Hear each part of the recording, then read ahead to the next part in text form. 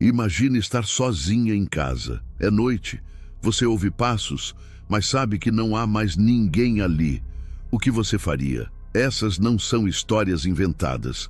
São relatos reais de garotas que enfrentaram o medo cara a cara e sobreviveram para contar. Se você acha que ficar sozinho em casa é apenas um momento de paz, este vídeo vai mudar a sua visão para sempre. Neste vídeo, você vai conhecer 3 histórias reais, inquietantes e cheias de suspense que aconteceram com garotas comuns, como eu ou você. Cada relato traz um alerta. O perigo às vezes entra, sem bater. Além de se arrepiar, você também vai aprender sinais de alerta e atitudes que podem salvar sua vida em situações extremas.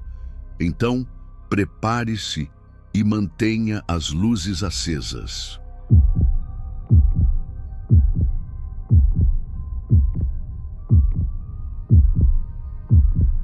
A primeira história aconteceu com Laís, uma garota de 16 anos, moradora de um bairro tranquilo, conhecido por suas ruas arborizadas e pelo silêncio típico de uma cidade pacata.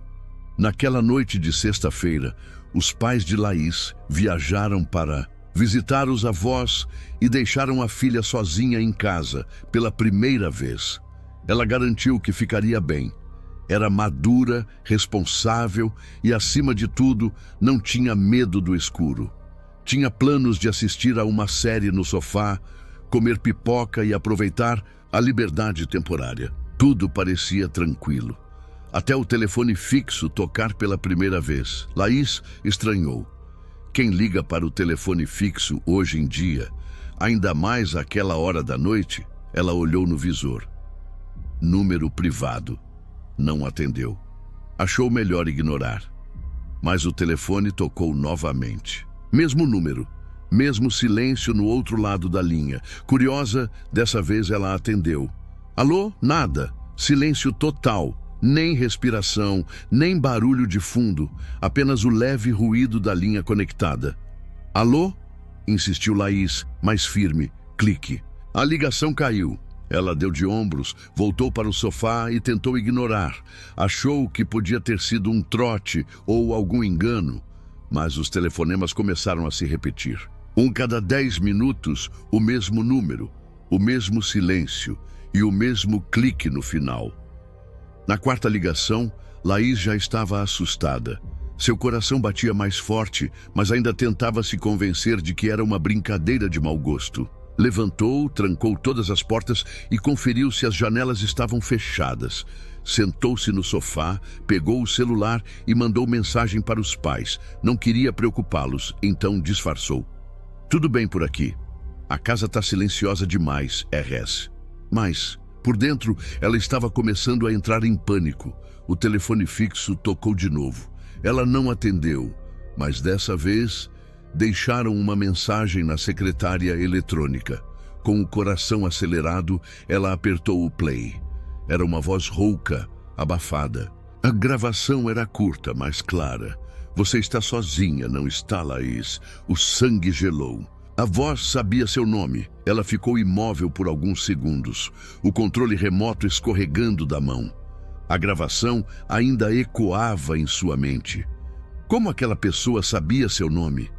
E mais importante, como sabia que ela estava sozinha? Laís correu para trancar a porta do quarto e ligou para os pais. Eles não atenderam de imediato. O celular devia estar sem sinal ou descarregado. Então, ela decidiu ligar para a polícia. Explicou que alguém estava ligando insistentemente, sabia seu nome e que ela estava sozinha. O atendente foi solícito, mas disse que, sem uma ameaça direta ou evidência de invasão, não havia muito o que fazer naquele momento.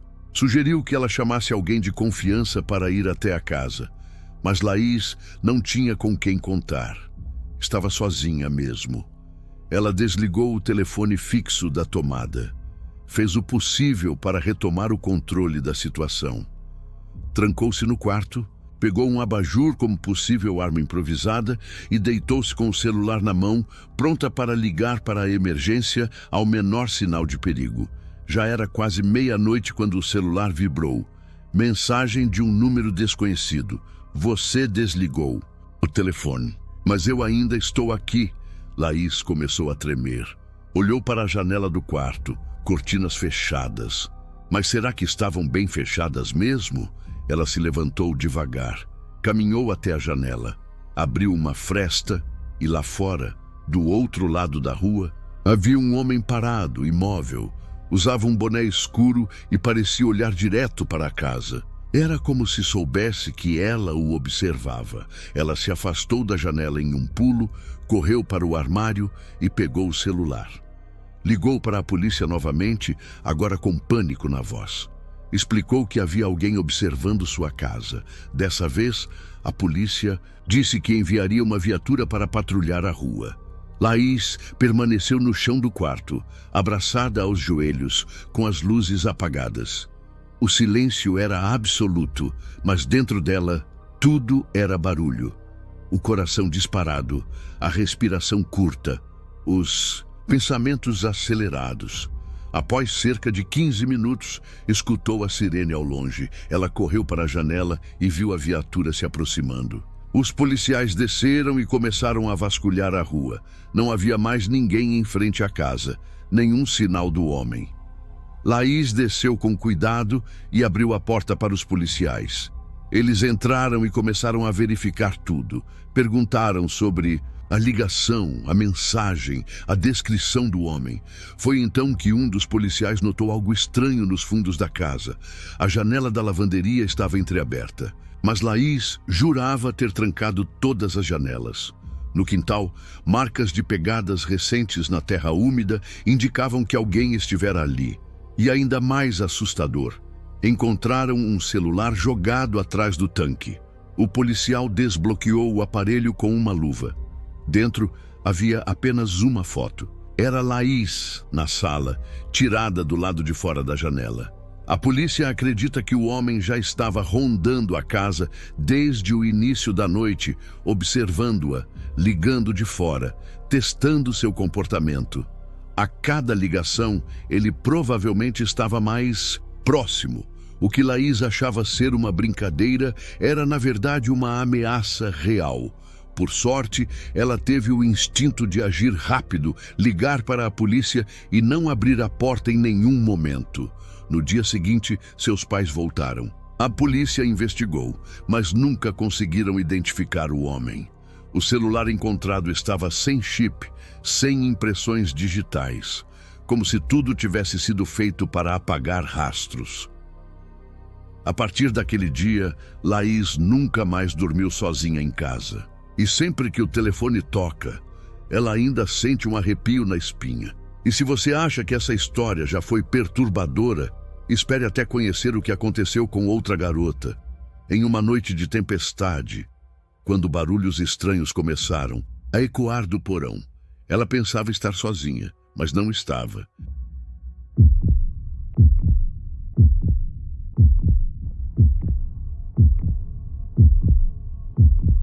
O que você faria se, em plena madrugada, ouvisse ruídos vindos do porão, um lugar que até então estava trancado há meses? Foi exatamente isso que aconteceu com Júlia, uma garota de 17 anos que morava com o pai em uma casa antiga nos arredores de uma cidade pequena. Naquela noite, o pai havia sido chamado para um plantão de emergência no hospital, onde trabalhava como enfermeiro. Júlia ficou sozinha, algo que já havia acontecido outras vezes sem nenhum problema.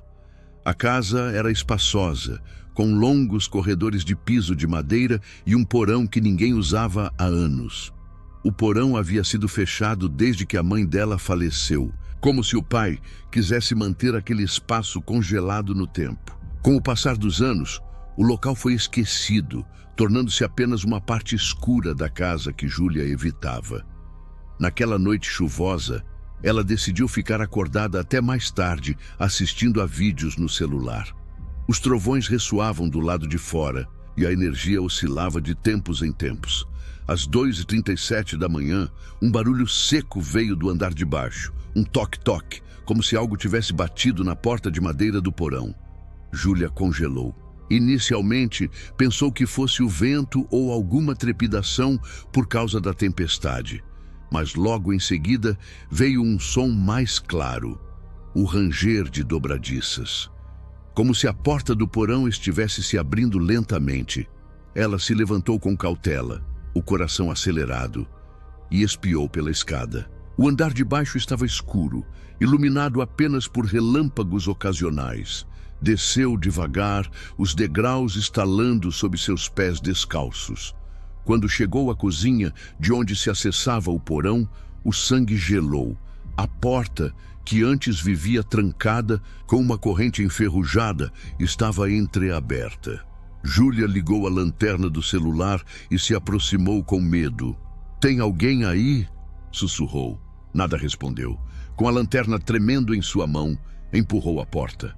O ar que veio de dentro era frio e carregado, com cheiro de mofo e algo mais, algo metálico. Um odor que ela não sabia identificar de imediato. Ela desceu 1 ou 2 degraus e iluminou o espaço. O porão estava repleto de caixas antigas, móveis cobertos com lençóis e algumas prateleiras caídas. Mas algo a incomodava. Uma das caixas no fundo da sala estava aberta e vazia. Ela jurava que aquela caixa, enorme e amarelada pelo tempo, sempre estivera fechada. Foi então que ela ouviu um som agudo, como se alguém respirasse com dificuldade ou arranhasse madeira. Júlia girou a lanterna com desespero. A luz tremia e, no canto da parede, por trás de um armário coberto, algo se mexeu. Ela recuou um passo e foi nesse momento que a lanterna do celular apagou. Escuridão total. O coração dela parecia querer sair pela boca. Começou a subir os degraus apressada, mas o pé escorregou. Ela caiu, batendo o ombro com força. Com muito esforço, conseguiu se levantar e correu escada acima, trancando a porta do porão com tudo. Encostou-se na parede, tentando entender o que havia acabado de presenciar. Ela trancou a porta com uma cadeira. E foi nesse momento que o celular vibrou. Uma mensagem de texto sem identificação. Você não devia ter aberto. Ela correu para o quarto, trancou a porta e ligou para o pai. A ligação caiu. Tentou de novo. Nada. Então, com o rosto molhado de suor e lágrimas, ligou para o vizinho da frente, o senhor Alberto, um homem idoso que morava sozinho. Ele atendeu e Júlia, desesperada, explicou o que havia acontecido. Em menos de 10 minutos, o senhor Alberto estava na porta. Júlia o deixou entrar, tremendo. Contou tudo, desde o barulho até a mensagem. O vizinho foi até a cozinha, abriu a porta do porão com uma lanterna e desceu. Ela esperou no topo da escada com o coração na garganta. "Tem alguma coisa aí?" gritou. Silêncio. "Senhor." Alberto, mais silêncio. De repente, o som de passos apressados subindo as escadas. Júlia quase caiu para trás quando viu o vizinho sair com o rosto pálido e a respiração ofegante. Tem alguém lá embaixo. Eu vi. Ele estava escondido, atrás de um móvel. E tinha algo na mão. Parecia uma faca. A polícia foi chamada imediatamente. Quando chegaram, vasculharam todo o porão, mas não encontraram ninguém. Apenas vestígios. Pegadas, uma garrafa de água recente e restos de comida. O mais perturbador foi o que encontraram dentro da caixa aberta. Fotos de Júlia dormindo. Várias. Algumas claramente tiradas da janela do quarto. Outras de dentro da casa. Como alguém havia entrado ali? Dias depois, a polícia descobriu que a fechadura do porão havia sido arrombada por dentro. Ou seja, alguém já estava vivendo lá dentro há dias, talvez semanas. Nunca descobriram a identidade do invasor. Mas Júlia jamais voltou a dormir naquela casa. E até hoje evita porões e portas entreabertas. Se você acha que estar sozinha em casa já é aterrorizante por si só, imagine quando sua própria irmã começa a se comportar de maneira estranha, falando sozinha, encarando paredes e dizendo que alguém ou algo quer entrar pela porta dos fundos. A próxima história é sobre possessão, medo e um segredo de família enterrado há muito tempo.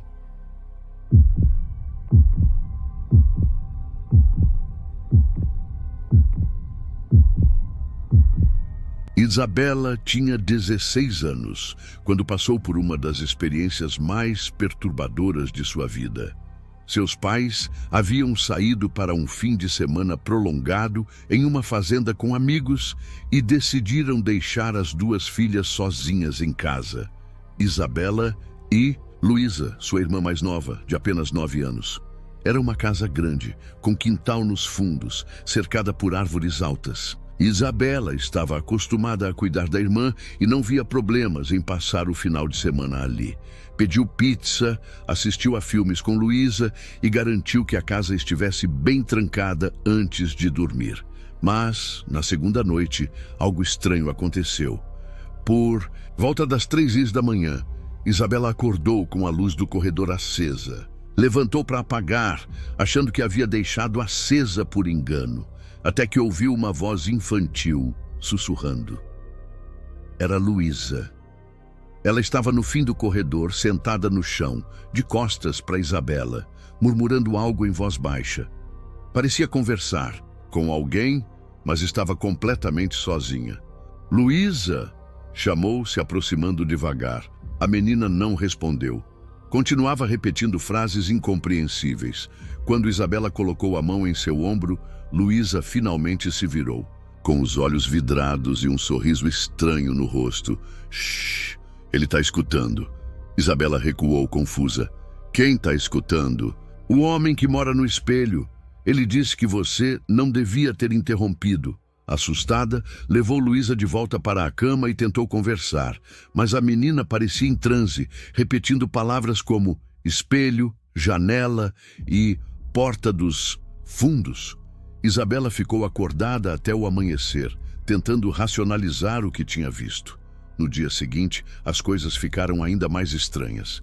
Luísa começou a se comportar de forma bizarra. Sentava-se sozinha no escuro, desenhava figuras estranhas com carvão e falava frases como "ele vai entrar hoje, não deixa ele tocar a maçaneta" ou "se eu dormir, ele entra por mim". Isabela, sem saber o que fazer, ligou para os pais, mas a ligação caiu diversas vezes. Tentou distrair Luísa com jogos, desenhos, mas a menina parecia cada vez mais distante, olhando fixamente para os espelhos da casa. Naquela noite, enquanto Isabela tomava banho, ouviu batidas na porta do banheiro. "Já vou!" gritou, mas ninguém respondeu. Ao abrir, não havia ninguém no corredor. Foi até o quarto e encontrou Luísa dormindo, ou pelo menos parecia. Ao se aproximar, viu que a menina estava deitada de olhos abertos, encarando o teto e murmurando. Ele já entrou, mas ainda não escolheu quem levar. Isabela recuou apavorada. Decidiu dormir no quarto da irmã aquela noite, mas o sono não veio. Por volta das 3h da manhã, Luísa sentou-se na cama e apontou para o espelho no canto do quarto. "Ele está ali." Ele sorriu para mim. Isabela virou os olhos rapidamente para o espelho e por um segundo viu algo se mover. Pulou da cama, cobriu o espelho com um lençol e tentou manter a calma. Fechou a porta, trancou e abraçou a irmã, que agora parecia febril. "Ele quer a gente", sussurrou Luísa com os olhos semicerrados. "Mas ele prefere você." No dia seguinte, pela manhã, Isabela desceu para fazer café. Quando voltou para o quarto, Luísa não estava lá. A porta continuava trancada por dentro, mas ela havia desaparecido. Entrou em pânico, procurou pela casa inteira, até que ouviu um som vindo do banheiro do andar de baixo, como se alguém estivesse chorando. Correu até lá e, ao abrir a porta, encontrou Luísa sentada dentro do espelho do armário, como se estivesse presa em outro lado. Olhando para ela com tristeza, a imagem durou menos de um segundo. Quando piscou, a irmã estava ali, em pé, molhada, com os olhos escuros e a pele pálida. "Você me viu", disse Luísa. "Agora ele sabe quem escolher." Naquele momento, a porta dos fundos da casa se abriu sozinha, com um rangido longo e grave. Isabela agarrou a irmã e saiu correndo pela frente da casa, descalça, em plena madrugada, até a casa da vizinha, onde chamou a polícia. Os pais chegaram às pressas e, nos dias seguintes, tentaram encontrar uma explicação racional para tudo. Médicos, psicólogos, exorcistas, mas ninguém conseguia entender o comportamento de Luísa. Ela passou a falar com uma voz diferente em alguns momentos, riscar palavras em línguas que ninguém entendia e a se recusar a ficar perto de espelhos. A casa foi vendida alguns meses depois, mas até hoje Luísa não dorme em cômodos com espelhos. E Isabela, agora adulta, diz que evita qualquer lugar onde possa se ver refletida. Porque, segundo ela, nem sempre o que está no espelho é você. Se você ficou até aqui, é porque essas histórias também te arrepiaram. Esses relatos reais, assustadores e profundamente perturbadores mostram o quão vulneráveis podemos ser mesmo dentro de nossas próprias casas. Seja um intruso escondido, uma presença sobrenatural ou uma conexão inexplicável com o além, todos esses relatos compartilham algo em comum. O medo do desconhecido, o medo do que nos observa quando estamos sozinhos. Agora me diga nos comentários, qual dessas histórias mexeu mais com você? Já passou por algo parecido? Se quiser mais histórias como essas e ainda mais intensas, inscreva-se no canal, ative o sininho e deixe seu like para que a gente continue trazendo conteúdo arrepiante, baseado em fatos reais. E lembre-se, da próxima vez que estiver sozinho em casa, olhe bem para os espelhos e nunca ignore aquele pequeno barulho vindo do porão. Ele pode estar chamando você.